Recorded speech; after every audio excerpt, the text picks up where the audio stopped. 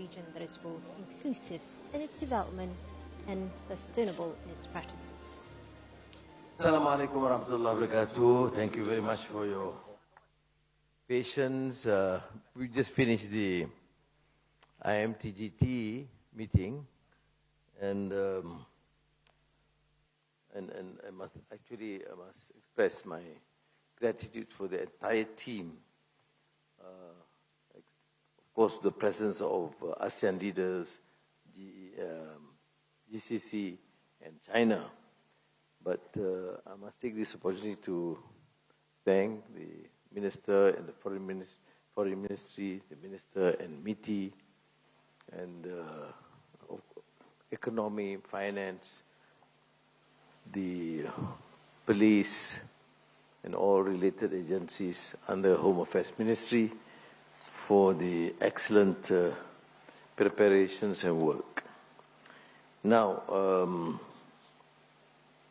I must say that we achieved our objective, and this is due to the support and the spirit of togetherness of ASEAN leaders, and then our first real experience with GCC, because the first inaugural meeting in Riyadh was more a formality just to introduce the program, but this time there were a series of sessions and discussions and a very, very detailed, elaborate joint statement.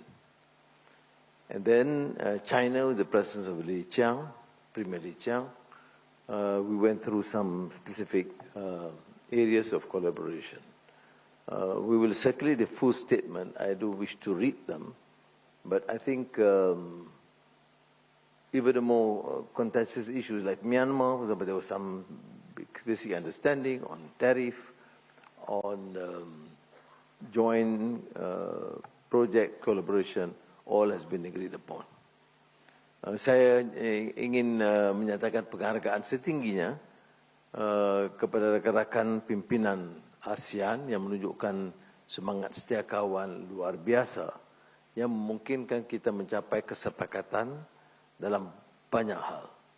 Kemudian dengan GCC dan negara Teluk ini walaupun pengalaman baru, kerana pertemuan pertama 2 tahun yang lalu di Riyadh itu lebih dalam arti kata permulaan, pengenalan dan persetujuan secara umum, tapi kali ini ada perbincangan yang lebih teliti dan substantif. Begitu juga dengan kehadiran Premier Li Qiang, negara China. Tapi sebelum itu, kejayaannya juga terletak pada Menteri dan Kementerian Luar yang membuat persiapan yang sangat rapi dan luar biasa, yang sangat membanggakan. Ini Menteri dan staf MITI keseluruhannya, dan kementerian lain dalam negeri, ekonomi, keuangan, pelancongan. Ya. Jadi kita telah mencapai satu kemajuan, dan di antara sidang ASEAN yang paling substantif dalam sejarah.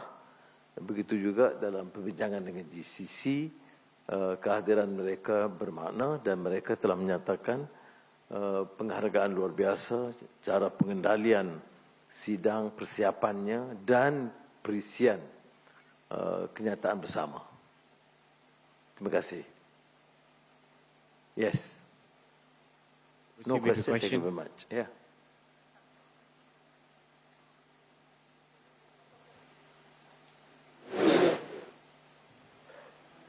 Actually, my question is some international issues, which is first is 22nd.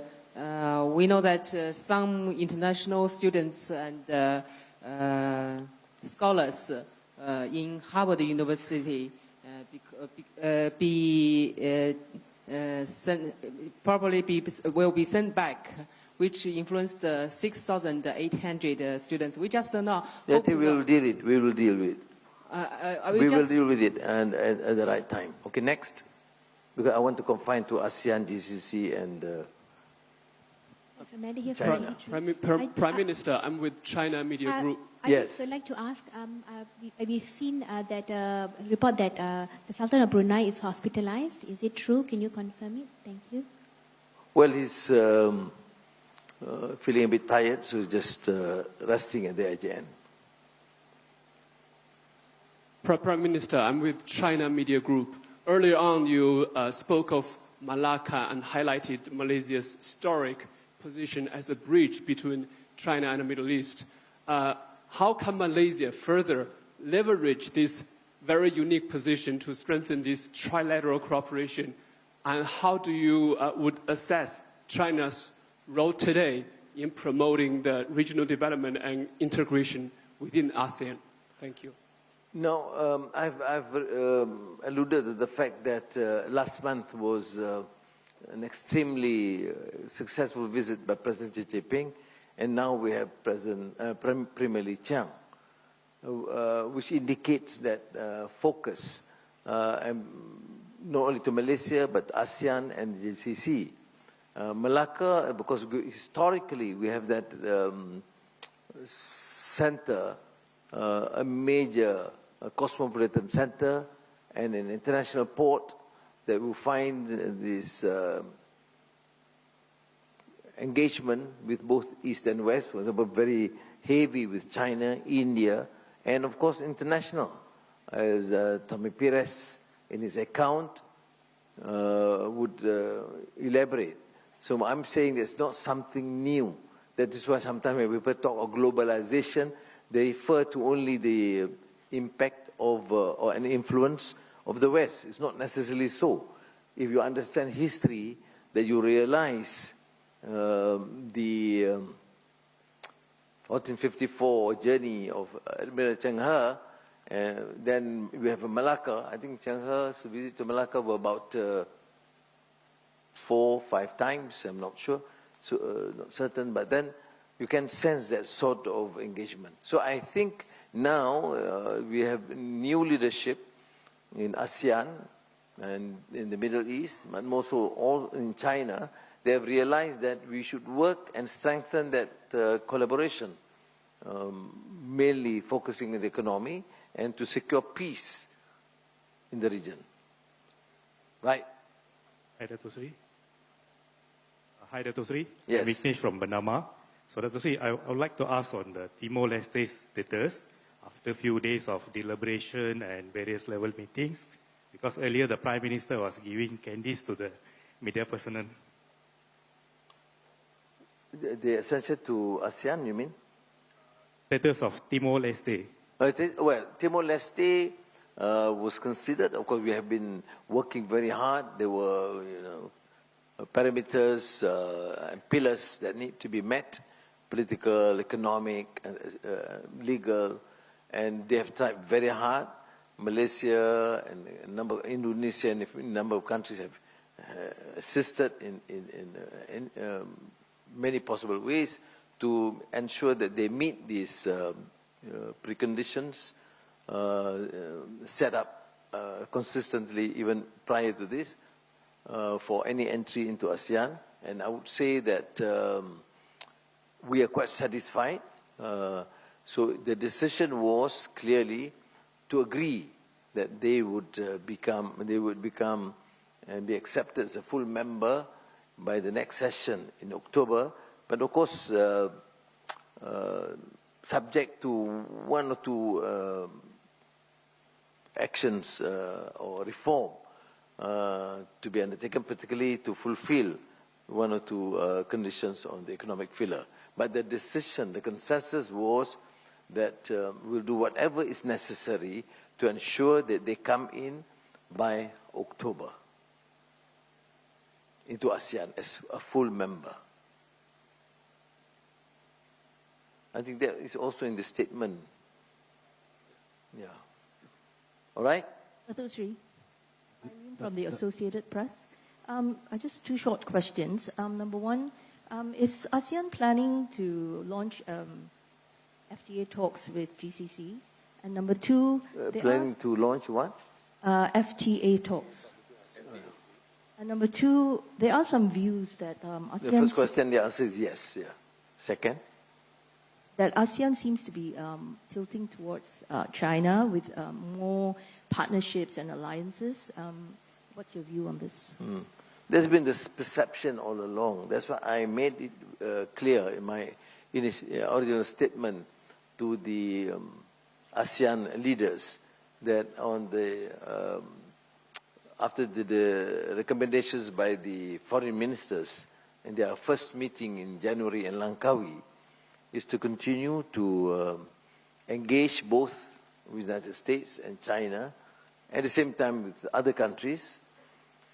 But so following that, I wrote to President Donald J. Trump to say that the foreign ministers, on the recommendation of foreign ministers, we agree to proceed with United States ASEAN Summit. That was written. Then we have this ASEAN GCC China Summit. So I don't think it's tilting in any way. I mean, if it's tomorrow, I receive a letter from President Trump to say, yes, we'll have a summit in June, or not June, it's too fast, but then in the next few months, I mean, we don't have a problem. What is the ASEAN's position? It's centrality. What is the focus? Welfare, well-being of our people, economic relations, trade, investments. So if it means working with the Chinese, yes, we'll do. The United States, yes, we have to, because as you know, Malaysia in particular is considered to have become the hub for semiconductor, and over 60% of our exports are to the United States. It makes a lot of sense to continue to engage and have reasonably good relations. One last question. Datu Sri, Jan Hino from AFP. Perhaps it's a forward-looking question. I think my colleagues have asked most of the other questions that I wanted to ask, but perhaps it's a forward-looking question. Can you give us an idea what your expectation is when ASEAN meets again in October? What would you like to see at that point have happened, and what are your expectations for the next meeting? Thank you. Thank you. You know, this experience, due to the work of many of our officials and then translated into this sort of recommendation, is quite unprecedented. Things that normally would be deliberated or discussed in October has been done now. And we are moving forward. That, I think, to my mind, is a major change. Even on the issue of Myanmar, the consensus to continue to engage, and now we have gone to a stage where both parties are now in consultation, although at the lower key level, and to just focus on prolonged ceasefire or expanded ceasefire, then, or extended ceasefire, I'm sorry, then humanitarian assistance, and then proceeding with that, the initial discussion, but subjected to or confined to the broad parameters under the 5-point consensus. All right? Now, to me, it is certainly not a departure, but major progress in terms of getting them in. Timor-Leste, for example, after being protracted sort of negotiations with terms and no real consensus, but this time, finally, we reach a consensus. On tariff, for example, while proceeding with bilateral negotiations, Zafar was there in the States, but the consensus was to have some sort of understanding amongst ASEAN that decisions should not be at the expense of any other country. So we will have to protect the turf of 650 or 660 million people. So I think, to me, is a major progress. Now, from there, of course, the ministers, various ministries, and the officials will have to work on what can then be affected in terms of real implementation of programs by October. Now, if you see the spirit of the ASEAN consensus and the determination to be, I, of course, participate a long time ago, and recently, these last 2.5, 3 years, I've never seen such a plain, strong commitment. There's no choice. There's, we must take whatever is necessary. FTAs, of course, GCC, FTA with EU, economic, intra-ASEAN trade, everybody admit something more to be done, more concrete. So by October, we want to see results.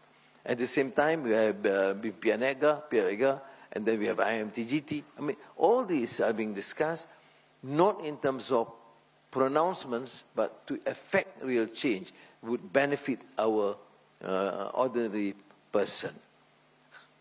And I really sense this as a huge, dramatic change in terms of the attitude. We want it done, and everything must be in the name of ASEAN. I mean, people talk about, even South China Sea was discussed in the Code of Conduct. And we can see this is exchanges even between the Philippines and Premier Li Qiang. Sometimes through me, but sometimes directly. I'm not saying that all issues can be resolved now, but at least there is real, meaningful, positive engagement.